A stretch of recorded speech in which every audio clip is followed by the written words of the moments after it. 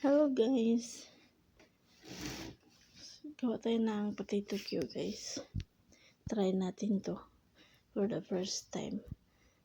Sarap kasing kumain na mga QQ. Banana Q, sweet potato Q. Kasi wala eh. Nasa ka? Kagitnaan ng kaya marami namang potato. Try natin na gawin tong kinat ko lang yan ng pabilog guys.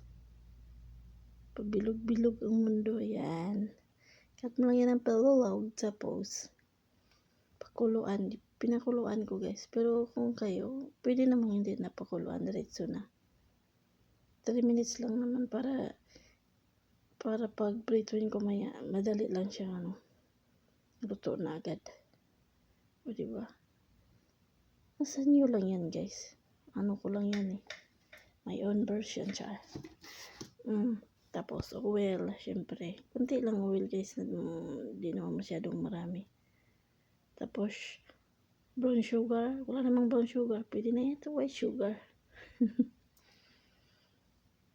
Basta sugar eh. Sweet din naman ito. Ginahan ko lang yun guys para hindi siya sa sugar.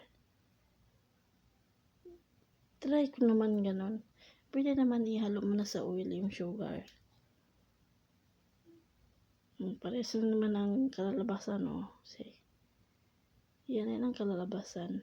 Di ba? Yan na guys. After 5 minutes siya. Done. See? Parehas lang yan guys. Masarap.